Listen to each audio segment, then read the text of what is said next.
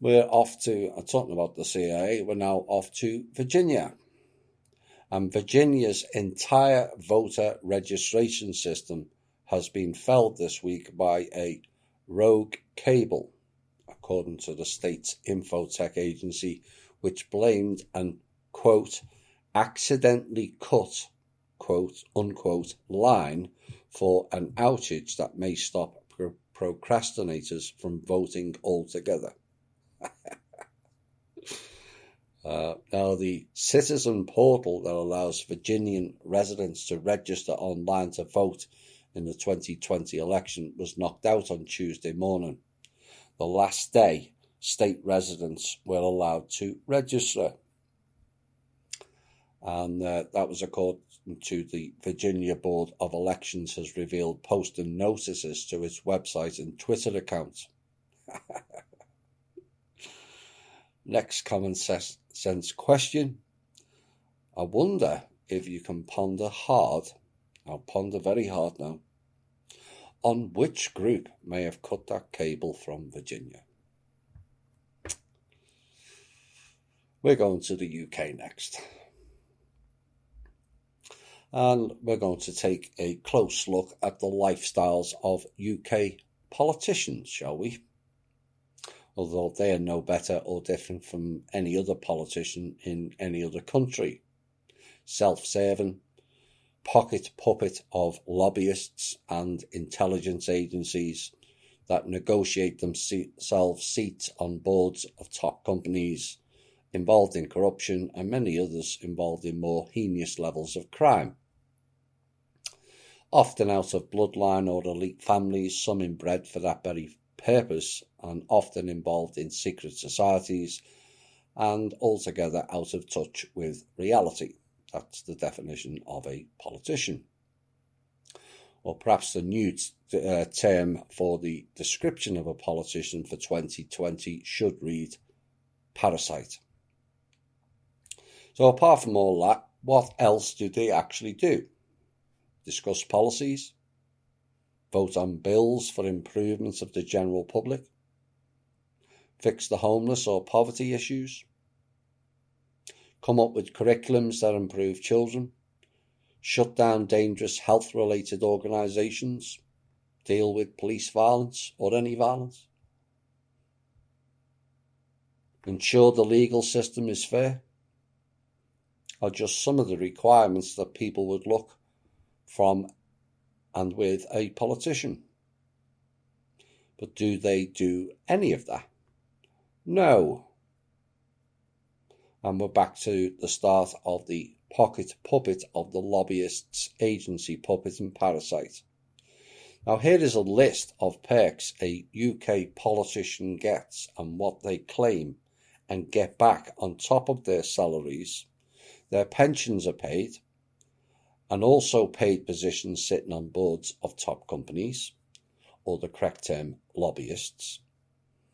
They get all food and drink expenses back, travel expenses, second homes, the decorating of the second home, gardening, furniture, office stationery, the council, or we would know it as property taxes paid, and household bills are just some of the reimbursements of the UK politicians.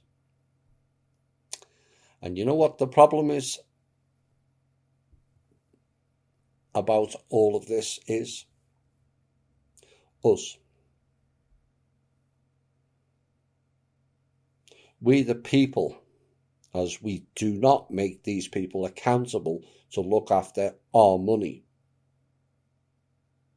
And remember, the governments don't have any money, they have our money. It's a bit like the banks. But we vote for these parasites.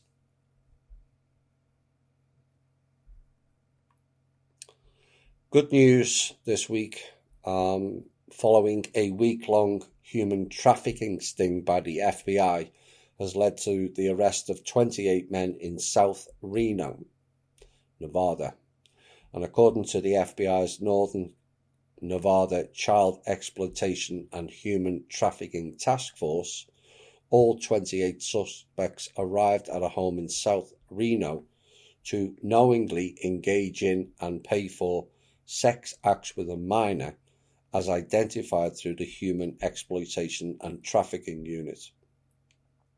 Now, the FBI-funded operation identified 7 men on its first night, Monday, October the 5th. 8 men were arrested on Tuesday the 6th, and 5 on Wednesday the 7th, and 8 men were arrested on Thursday the 8th. All suspects were arrested on felony accounts of soliciting a child for prostitution and attempted child abuse, and some of the suspects are facing additional charges. Reno, the home of the fake currency revaluation crew. Fitting, if you ask me, and yes, there is connections. We're going to Mexico next, before we go into a different subject, and a fairly disturbing story from Mexico. 3 police officers were wounded during a gun battle on Monday in Calera, Zacatecas, in which 14 armed civilians were killed, according to the Security Minister Arturo Lopez Baltazar. Now, police were carrying out tactical operations in the municipality located 29 kilometers from the state capital when they were attacked by gunmen. Now, of the 3 officers injured, 2 had shrapnel wounds and 1 suffered a gunshot wound, but all were reported to be in stable condition. Now, authorities seized 3 of the assailants' vehicles, as well as an arsenal of weapons that included 8 rifles and a grenade launcher. Ammunition and drugs were also seized. Now, Lopez said the police presence in Zacatecas has increased to include ground and air patrols, and vowed the state would spare no resources to restore order and tranquility. Now, unfortunately, some of these statistics are staggering. The violent attack was not an isolated case. On October the 5th, just meters across the border in San Luis Potosi, 12 bodies were discovered, bringing the total to 21 dumped at the site recently and 46 for the year. Most have been found in Villa de Ramos and Venegas, which is bordering Zacatecas, and authorities suspect gangs there, most likely the Sinaloa and Jalisco New Generation cartels, are using the region as a body dump. Now, officials from both states plan to meet to discuss how to better coordinate public safety issues, but Monday's gun battle comes on the heels of the most violent weekend in Mexico's history. Official numbers show that between Friday and Sunday, there was 273 murders throughout the country, with 114 occurring on Sunday alone. 34 people were killed in Guanajuato, 34 in the state of Mexico, 26 in Jalisco, 16 in Chihuahua, 14 in Puebla, and 11 in Mexico City. Now, previously, the most violent weekend on record was Father's Day, which is in June, I think, when 265 people were murdered between the 19th and the 21st of June. Now, last week, Federal Security Minister Alfonso Durazo assured Mexicans that we have progressively left behind the blackest days of insecurity, and claimed that the day is near when we will see ourselves walking in the streets free of fear.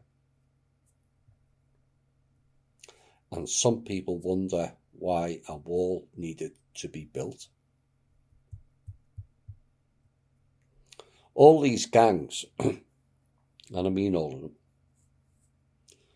by and large were bought and paid for by American tax dollars, courtesy of the CIA, and the likes of Eric Holder with Operation Fast and Furious. Remember the alt media cry, and all of them said he was going to be arrested for that, Holder and Fast and Furious. That was 2011. And like the modern day equivalent of the Wilcock and Drake show with Q, it just hasn't happened yet, has it?